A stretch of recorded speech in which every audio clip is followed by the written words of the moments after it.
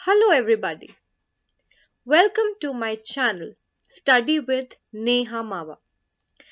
So, as you guys know, in yesterday's video, we discussed the introductory part of the Constitution of India. We discussed a little bit of the Constitution, in which just we what we studied is the your introductory part, your objectives, your natures and features, and that's it. But now in today's video, I'm gonna start with the preamble to the Indian Constitution, and preamble is the very important part in the Indian Constitution that we have to start with. So, without wasting time, let's get into it. So, first of all मैं आज आपको बताने वाली हूँ constitution के बारे में। और सॉरी, कल तो मैंने आपको कॉन्स्टिट्यूशन के बारे में बता दिया था, बट आज मैं आपको बताऊंगी preamble of the Indian constitution. Preamble of the Indian constitution का मतलब क्या होता है कि आपको ये पता है कि जो कॉन्स्टिट्यूशन है ये एक रिटन कॉन्स्टिट्यूशन है। उसी के अंदर जब आप कॉन्स्टिट्यूशन को ओपन करोगे तो आपको थोड़े बहुत स्टार्टिंग के पेजेस में आपको प्रियम्बल मिलेगा। प्रियम्बल जो होता है it is the introductory part of the Indian constitution. अगर आपको इंडियन कॉन्स्टिट्यूशन की, बिकॉज यू ऑल नो कि जो इंडियन कॉन्स्टिट्यूशन है वो बहुत ज्यादा बड़ा है और बहुत ज्यादा एन नंबर ऑफ पेजेस है उसमें, तो उसको शॉर्ट करने के लिए हमने क्या किया, प्रियम्बल बनाया। सो आप ये कह सकते हो कि preamble is the summary of the Indian constitution और preamble is the introductory part of the Indian constitution. Okay, अब इसमें हम आगे पढ़ते हैं। A preamble is an introductory statement in a document that explains the document's philosophy and objective। मैंने वही बताया कि जो हमारी इंडियन कॉन्स्टिट्यूशन होता है वो हमारा इंडियन कॉन्स्टिट्यूशन इतना ज्यादा बड़ा है, इतना ज्यादा वास्ट है कि एक पर्सन उसको पूरे को नहीं पढ़ सकता और उसको रिटेन नहीं कर सकता। उस चीज को कवर अप करने के लिए हमने क्या किया, प्रियम्बल बनाया। प्रियम्बल जो है it is the soul of the Indian constitution. और प्रियम्बल जो होता है ये क्या होता है, इंट्रोडक्टरी पार्ट होता है किसका, जो हमारा इंडियन कॉन्स्टिट्यूशन है। तो जब भी आप इंडियन कॉन्स्टिट्यूशन देखोगे तो उसमें जो स्टार्टिंग के पेजेस होंगे उसमें सिर्फ प्रियम्बल आपको मिलेगा, जो आपको सिर्फ एक इंट्रोडक्शन बताता है इंडियन कॉन्स्टिट्यूशन का। Now, in a constitution, it presents the intention of its framers, history behind its creation, and the core value and principles of the nation. Constitution में मैंने आपको कल भी बताया कि Constitution में क्या बताया जाता है कि हमारी जो कंट्री है हमें अपनी कंट्री को कैसे रेगुलेट करना है, कैसे हमें उसकी वर्किंग को देखना है, ठीक है, कैसे कॉन्स्टिट्यूशन फ्रेम हुआ, क्या प्रिंसिपल्स है, क्या ड्यूटीज है, क्या राइट्स हमने सिटीजन्स को दिए हैं, गवर्नमेंट कैसे वर्क करेगी, ईच एंड एवरीथिंग जो है आपके इंडियन कॉन्स्टिट्यूशन में दिया हुआ है। अब जब हम बात कर रहे हैं कि preamble, the preamble is basically gives the idea of the following things. अब मैं जब बात कर रही हूँ प्रियम्बल की कि जो प्रियम्बल है वो एक्चुअल में है क्या, कि प्रियम्बल हमें क्या बताता है। सो प्रियम्बल जो है it is the source of the constitution. ये कॉन्स्टिट्यूशन का सोर्स है, ठीक है, ये कॉन्स्टिट्यूशन का सोर्स है। सेकेंड आता है कि nature of the Indian state. ये इंडियन स्टेट जो है, इंडियन के जो डिफरेंट स्टेट्स है उनके नेचर के बारे में बताता है। स्टेटमेंट्स ऑफ इट्स ऑब्जेक्टिव, क्या ऑब्जेक्टिव है कॉन्स्टिट्यूशन बनाने के पीछे और प्रियम्बल बनाने के पीछे, and the date of its adoption, कब हमने अडॉप्ट किया था। ये तो जस्ट आपका एक ऊपर ऊपर पार्ट का सिनेरियो है जो अब ब्रीफ में हम नेक्स्ट में पढ़ेंगे स्लाइड में। इसके बाद आता है history of the preamble of Indian constitution. अब प्रियम्बल की हिस्ट्री क्या थी, देखो। The ideals behind the preamble to India's constitution were laid down by Jawaharlal Nehru। Jawaharlal Nehru ने जो प्रियम्बल के पीछे के ऑब्जेक्टिव्स है, रेजोल्यूशंस है, वो सब उन्होंने ले डाउन किए थे। और ये कहाँ हुआ था, कॉन्स्टिट्यूएंट असेंबली में हुआ था। कब हुआ था, 22 जनवरी 1947 में। Okay, and you all know on 15th August 1947 we got the independence। So उससे पहले ही उन्होंने कॉन्स्टिट्यूशन बनाना शुरू कर दिया था। उसके बाद although not enforceable in court, the preamble states the objectives of the constitution, act and aid during the interpretation of article when language is not found ambiguous। तो वही एक ही चीज को ये बार रिपीट कर रहा है कि जितने भी ऑब्जेक्टिव्स है, राइट्स है, ड्यूटीज है लोगों की, वो कौन बताता है, हमारा इंडियन कॉन्स्टिट्यूशन बताता है। Now, in another video, we have the components of the preamble। अब preamble के ना कुछ components होते हैं, क्या क्या होते हैं, it is indicated by the हाँ, एक चीज आप याद रखना, जब भी पूछा जाता है एमसीक्यू में कि जो प्रियम्बल है वो क्या है, प्रियम्बल जो है वो सोल ऑफ इंडियन कॉन्स्टिट्यूशन भी कहा जाता है, ठीक है, सोल ऑफ इंडियन कॉन्स्टिट्यूशन भी कहा जाता है, या फिर इंट्रोडक्शन ऑफ इंडियन कॉन्स्टिट्यूशन भी कहा जाता है, या फिर इसको क्या कहा जाता है, समरी ऑफ इंडियन कॉन्स्टिट्यूशन कहा जाता है, ठीक है। तो ये एन नंबर ऑफ जो है चीजों से रिलेटेड है। अब हमारे पास आता है preamble declares India, okay sorry, यहां से it is indicated by the preamble that source of authority of the constitution lies with the people of India. कहने का मतलब क्या है कि पीपल ऑफ इंडिया के पास उतनी पावर है जितनी गवर्नमेंट के पास भी नहीं है। तो जो पीपल ऑफ इंडिया है वही हर्ता करता है सब हमारे इंडिया के, ठीक है। अब आपको पता है कोई गवर्नमेंट अपॉइंट करनी, of course the people of India are necessary and all these things. फिर आता है preamble declares India to be sovereign, secular, social, democratic. Objectives stated by the preamble are to secure justice, liberty, equality to all citizens, and promote fraternity to maintain unity, integrity of the nation, and all.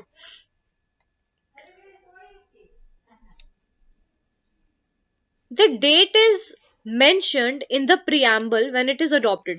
ये भी पूछ लिया जाता है कि आपका preamble कब adopt हुआ था, 26 नवंबर 1949 में हुआ था। क्लियर है? तो ये जो है आपको जस्ट थोड़ा बहुत इन्होंने preamble के बारे में बताया। ये सारी चीजें जो है that is justice, liberty, fraternity, equality, ये मैं नेक्स्ट स्लाइड में अभी आपको बताऊंगी। अब हमारे पास जो आते हैं that is much more important, the key words in the preamble. अब जब भी हम प्रियम्बल पढ़ेंगे ये सब चीजें आप पढ़ने वाले हो, ठीक है। Each and everything you will be there in the there will be in the preamble. अब होता क्या है, we the people of India, अब वी कौन, हम लोग, people of India, it indicates the ultimate sovereignty of people of India. मतलब अब जब हम बात कर रहे हैं कि we the people of India, मतलब हम जो पीपल ऑफ इंडिया है, ये सॉवरेनिटी की बात करता है। अब sovereignty means independent authority of the state not being subject to control of any state or external power।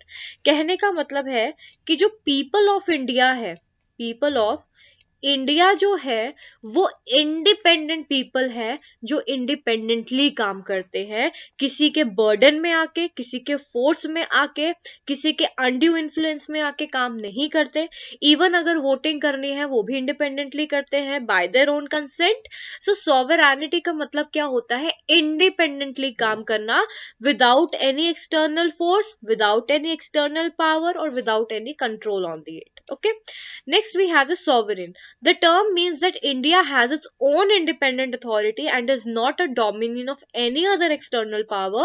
In the country, the legislature have power to make law and which are subject to certain limitation. Sovereignty का मतलब क्या होता है? Sovereignty का मतलब होता है independently work करना।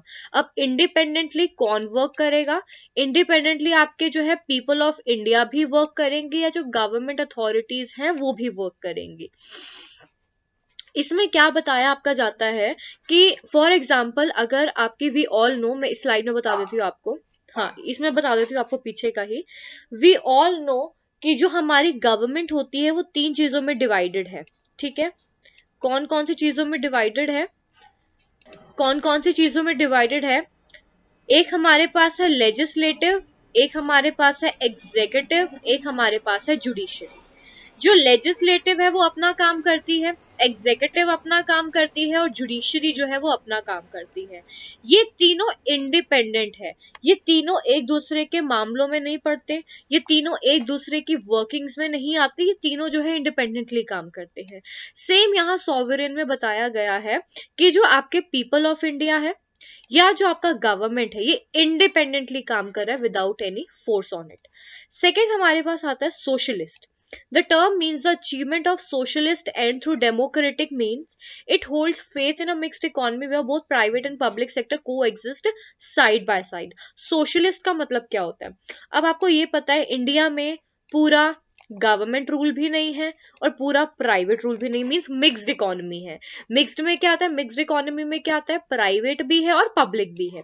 सो it was added in the preamble by 42nd amendment 1976 में, ये जो सोशलिस्ट है वो आपका ऐड हुआ था। नेक्स्ट जो हमारे पास है वो है secular. The term means that all the religions in India get equal respect and protection and support from the state. Secular का मतलब क्या होता है कि कोई एक सिंगल रिलीजन का पावर ग्रांटेड नहीं है, या एक सिंगल रिलीजन की मोनोपोली इंडिया में नहीं है. अगर आप देखोगे इंडिया में एन नंबर, मैं यहाँ आपको बता देती हूँ इधर, ठीक है, इसमें आपको बता देती हूँ मैं. इंडिया में इंडिया में इंडिया में एन नंबर ऑफ रिलीजन्स है, ठीक है ना. इंडिया में एन नंबर ऑफ रिलीजन है. फॉर एग्जाम्पल आपका हिंदुइज्म है, आपका मुस्लिम है, आपका जैन है, आपका ज्यूज है, आपका पारसीज है, आपका क्रिश्चियन है. एन नंबर ऑफ रिलीजन है, तो एक सिंगल रिलीजन की मोनोपोली वहां नहीं है. तो उस चीज को कवर अप करने के लिए क्या किया था, उस चीज को कवर अप करने के लिए यहाँ इन्होंने क्या कर दिया, सेक्युलर स्टेट बना दिया. ठीक है. सो सेक्युलर क्या कहता है कि किसी एक रिलीजन का मोनोपोली वहां नहीं है, जितने भी रिलीजन है सबको वेलकम किया जाता है. क्लियर. अब हमारे पास आता है democratic. The term implies that Constitution of India has established form of a constitution which gets its authority from the will of people expressed in the election. Democratic का मतलब अब यहाँ क्या होता है, जो भी आपके रफ वर्क होगा वो मैं आपको इस स्लाइड में करवाऊंगी, और जो भी समझाने का होगा वो मैं आपको नेक्स्ट स्लाइड में, मतलब जो प्रीवियस स्लाइड है उसमें करवाऊंगी. अब आता है डेमोक्रेटिक का मतलब क्या होता है. डेमोक्रेटिक का मतलब होता है कि जो भी गवर्नमेंट हमने अपॉइंट करनी है, ठीक है, जो भी, चाहे वो प्रेसिडेंट हो, चाहे वो प्राइम मिनिस्टर हो, ठीक है, चाहे वो प्राइम मिनिस्टर हो या प्रेसिडेंट हो, कौन उसको इलेक्ट करता है, पीपल ऑफ इंडिया. ठीक है ना. पीपल ऑफ इंडिया जो है वो उनको मतलब गवर्न करते हैं. तो इसमें यही बताया गया है कि जो हमारी इंडिया है वो क्या है, हमारी इंडिया एक डेमोक्रेटिक कंट्री है, जिसमें जो हमारे पीपल ऑफ इंडिया है वो गवर्न करते हैं, या वो असाइन करते हैं गवर्नमेंट को कि कौन से गवर्नमेंट हमारे इंडिया में आनी चाहिए. क्लियर. इस बाद हम बात कर रहे थे रिपब्लिक की. The term indicates that the head of the state is elected by the people. In the India, of course जो मैंने अभी बताया वही चीज यहाँ डिस्कस कर रहे हैं. अब आता है objectives of the Indian constitution. क्या होता है, the constitution is the supreme law and it helps to maintain integrity in the society and to promote unity among the citizen to build a great nation. Main objective of Indian constitution is to promote harmony throughout the nation. वही मैंने बताया, constitution main क्या होता है कि अगर आपकी India country, तो आपको उसको रन कैसे करना है वो बताया गया है.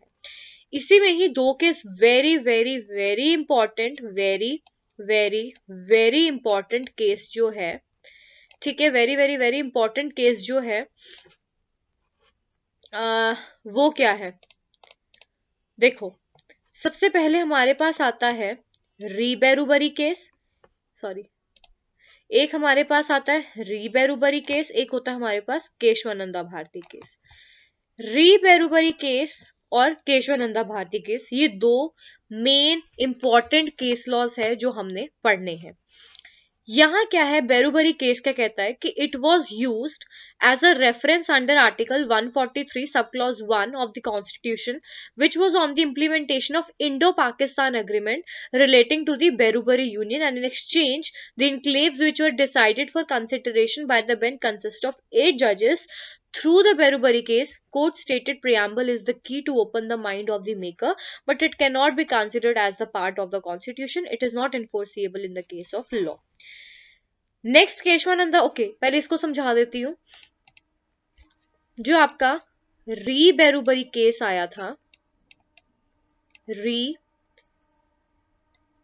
बेरुबरी केस, ठीक है, जो री बेरुबरी केस आया था वो बात करता है preamble is not a part of the constitution of India. जब कुछ एग्रीमेंट से रिलेटेड उन्होंने कुछ सेटलमेंट करना था, तो गवर्नमेंट ने कहा कि आप सिर्फ प्रियम्बल पढ़ लो, उसके बाद जो है हम चेंजेस कर सकते हैं. उन्होंने बोला no, preamble is not a part of the constitution of India, hence we cannot take the preamble only to be considered. ठीक है. सो री बेरुबरी केस में क्या हुआ था, री बेरुबरी केस में preamble is not a part of the constitution of India. तो इसमें हम preamble को अकेला नहीं पढ़ सकते. Clear? फिर इसके बाद इसी को ओवरराइड करने के लिए एक केस आया, Kesavananda Bharati case. In this case, for the first time, 13 judges was assembled to hear a writ petition. Court ने क्या बोला? The preamble of the constitution will now be considered as a part of constitution. Preamble is not the supreme power or source of any restriction or prohibition, but it plays an important role in the interpretation of statute and provision of constitution. So it can be concluded that preamble is a part of introductory part. In 1995 case Union Government versus LIC ने Supreme Court has once again held that preamble is an integral part of constitution but is not directly enforceable in a court of justice. Okay, इन्होंने क्या बोला? री बेरुबरी case में तो हमको पता लग गया क्या था कि preamble is not a part of the Indian constitution. फिर हमारे पास केशवानंदा भारती केस आया जिसमें सुप्रीम कोर्ट ने क्या बोला? सुप्रीम कोर्ट ने बोला preamble is a part of constitution of India but हम इसको डायरेक्टली जो है कोर्ट ऑफ लॉ में इन्फोर्स नहीं कर सकते. प्रियम्बल आप पढ़ सकते हो, प्रियम्बल से आप हेल्प ले सकते हो, बट प्रियम्बल को हम इंडियन कोर्ट में अप्लाई नहीं कर सकते, बट इसको हम एज अ कंसिडरेशन लेंगे. ठीक है, इसी को ही इन्होंने यहां बोला. फिर एक और केस हमारे पास था यूनियन गवर्नमेंट वर्सेस LIC जिसमें अगेन ये चीज बोली गई कि preamble is a part of the Indian constitution और प्रियम्बल को मे बी हम डायरेक्टली कोर्ट ऑफ लॉ में ना ले but indirectly whenever the help is required तो वो हम ले सकते हैं. इसके बाद 42nd अमेंडमेंट आया जो बहुत इंपॉर्टेंट है, फिर अमेंडमेंट भी हुआ. 42nd अमेंडमेंट एक्ट 1976 जो बात करता है कि after the judgement of the Kesavananda Bharati case it was accepted that the preamble is a part of the Indian Constitution. As a part of Constitution, preamble can be amended under Article 368 of the Constitution, but the basic structure of preamble cannot be amended. As of now, the preamble is only amended once through the 42nd Amendment. देखो 42nd Amendment में वैसे तो ये कहा जाता है कि जो preamble है वो amend नहीं हो सकता. ठीक है, प्रियम्बल अमेंड नहीं हो सकता, मगर 42nd अमेंडमेंट में क्या हुआ था? प्रियम्बल में आर्टिकल 367 जो है 367 आर्टिकल ये कहता है कि प्रियम्बल को हम अमेंड कर सकते हैं और तब से लेके अब तक सिर्फ हमने एक ही बार प्रियम्बल में अमेंडमेंट करी है, उसके बाद कोई भी अमेंडमेंट नहीं करी. Clear? So this was all related to your preamble of preamble of India और preamble of the Indian Constitution. तो अगर आपको कुछ नहीं समझ आया है तो आप कमेंट सेक्शन में अपना कमेंट लिख के मैं आपके सॉल्यूशंस बता दूंगी, जो भी आपके क्वेरीज रहेगी उनको मैं सॉल्व कर दूंगी. So this was all related to the preamble of Indian Constitution. I hope you like my video. Please do like my videos, subscribe to my channel and share with your friends. Thank you so much. Have a good day.